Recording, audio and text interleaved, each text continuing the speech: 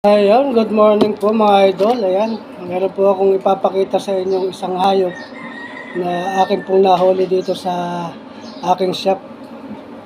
Ito po ay pambihirang hayop at ako po nagulat dahil nung makita ko po, meron po siyang katabing itlog na kulay gold. Gold po siguro ito. Ayan, ito po siya mga idol. Ayan. Nahuli ko po siya dito sa aking shop at may nakita po akong itlog. Ayan, mamaya po ipapakita ko sa inyo yung itlog niya. Pero nagulat din po ako, laking gulat ko din po nung makita kong baldado pala siya. Ayan, makita niyo may damage po yung kanyang pakpak mga idol. Nakakaawa siya. Hindi po siya makalipad. Ayan. So siguro ito ay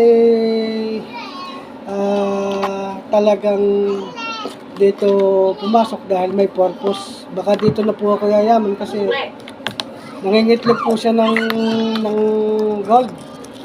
Ayan o, nangingitlog po siya ng gold mga idol. Ayan o. Ayan po yung itlog niya. Hindi ko po alam kung ipagbibili ko o ipapaalpasan ko. Pero parang nangihinayang po akong alpasan dahil nangingitlog nga po siya ng kulay gold mga idol. Ayan o. Sa mga gusto pong bumili ng tagak na ito na nangingitlog po ng gold, mag-PM lang po kayo sa akin. Ayan. Pag-usapan po natin. Mga idol nakakaawa. Meron po siyang bali. Ayan may bali po yung pakpak niya. Ayan.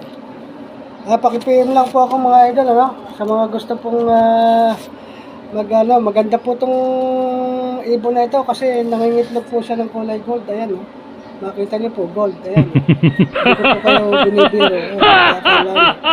Ayan kulay gold po yan. Hindi ko po alam kung talagang ganito po ang itlog niya, gold. Yan.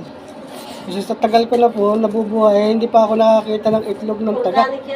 Ayan. Ayan. Sige mga idol, sa mga gusto mong magbili po ng magic tawag dito, tagak, pambihirang tagak, PM nyo lang po ako. Ayan mga idol.